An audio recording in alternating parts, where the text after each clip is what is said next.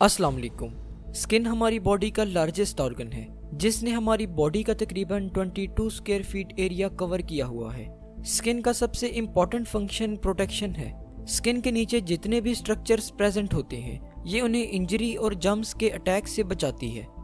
अगर हम स्किन के स्ट्रक्चर की बात करें तो मेनली स्किन दो लेयर से मिलकर बनी होती है जो कि डर्मिस और एपिडर्मिस लेयर है। एपिडर्मिस स्किन की सबसे आउटर लेयर है। इस लेयर की थिकनेस बॉडी के डिफरेंट पार्ट्स में वेरी करती रहती है।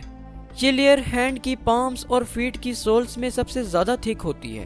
एपिडर्मिस लेयर में कोई भी ब्लड वेसल या नर्व सप्लाई प्रेजेंट नहीं होती। एपिडर्मिस की डीपेस्ट लेयर में स्पेसिफिक सेल्स प्रेजेंट होते हैं। इन सेल्स को मिलेनोसाइट्स कहते हैं। मिलेनोसाइट्स एक डार्क पिगमेंट प्रोड्यूस करते हैं जिसे मिलेनिन कहते हैं। हमारी स्किन का कलर मिलेनिन की सिक्रीशन पर डिपेंड करता है। वो लोग जिनमें मिलेनिन ज्यादा अमाउंट में प्रोड्यूस होता है उनका स्किन कलर डार्कर होता है। ऐसे लोग जिनमें मिलेनिन की सिक्रीशन कम होती है उनका स्किन कलर लाइट होता है।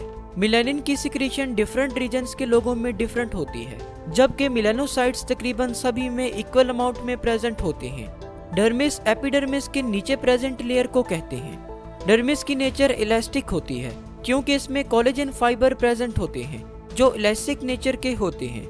कोलेजन फाइबर्स बेसिकली प्रोटीन से मिलकर बने होते हैं। स्किन की डर्मिस लेयर में कुछ ऐसे इंपॉर्टेंट सेल्स प्रेजेंट होते हैं जो इम्यूनिटी में वाइटल रोल प्ले करते हैं।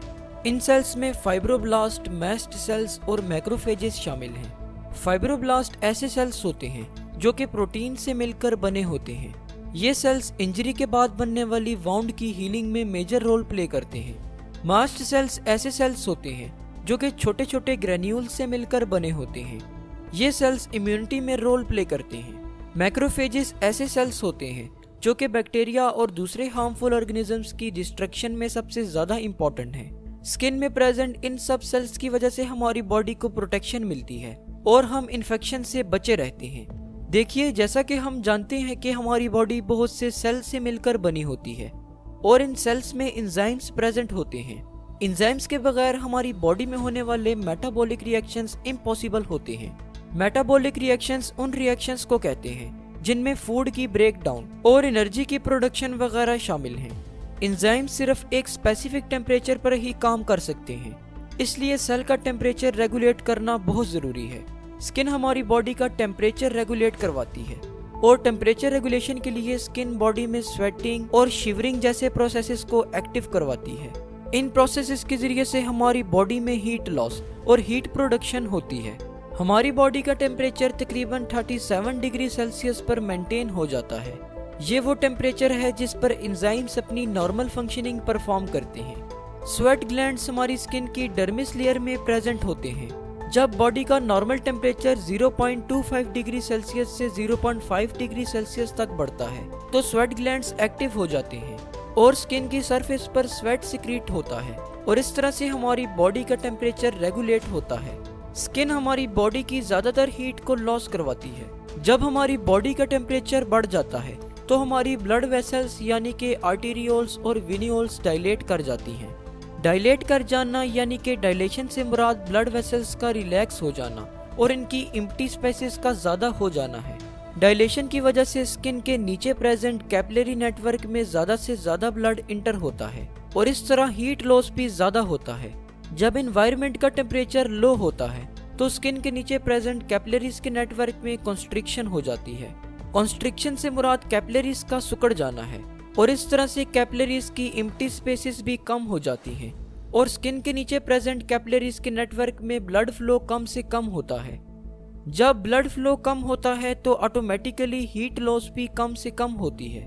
बेसिकली ब्लड के थ्रू ही हमारी बॉडी से हीट लॉस हो रही होती है और इस तरह स्किन हमारी बॉडी के टेम्परेचर को रेगुलेट कर देती है। डर्मिस में ब्लड वेसल्स भी प्रेजेंट होती हैं जो कि हमारी एपिडर्मिस और स्किन में प्रेजेंट ग्लैंड्स को ऑक्सीजनेटेड ब्लड सप्लाई करती हैं। इसके अलावा इन ग्लैंड्स और एपिडर्मिस से हार्मफुल सब्सटेंसेस को ड्रेन आउट भी करवाती हैं। डर्मिस में सेंसरी रिसेप्टर्स भी प्रेजेंट होते हैं जो कि टच, टेम्परेचर, प्रेशर और पेन के लिए स्पेसिफिक होते हैं। इन रिसेप्टर्स की वजह से ही हम पेन, टच और प्रेशर को फील कर पाते हैं। डर्मिस लेयर में हेयर्स भी प्रेजेंट होते हैं जो कि प्रोटेक्शन में रोल प्ले करते हैं। डर्मिस लेयर में सिबेशियस ग्लैंड्स भी प्रेजेंट होते हैं। सीबेशियस ग्लैंड सीबम प्रोड्यूस करते हैं जो कि एक ऑयली सब्सटेंस है। सीबम बैक्टीरिया और फंजाई वगैरह को किल करवाता है। स्किन के वेरियस फंक्शंस की स्टडी करने के बाद ये बात तो क्लियर होती है कि स्किन हमारी बॉडी का मोस्ट इम्पॉर्टेंट ऑर्गन है, इसलिए नॉर्मल हेल्थ को मेंटेन करने के लिए स्किन की केयर करना बहुत ज़रूरी है। मुझे उम्मीद है कि इस वीडियो से आपको कुछ ना कुछ ज़रूर नया जानने को मिला होगा। जाते जाते हमारे सेकंड यूट्यूब चैनल डिमिस्टिफाइंग साइंस को विजिट करके ज़रूर सब्सक्राइब कीजिएगा। शुक्रिया, अल्लाह हाफिज़।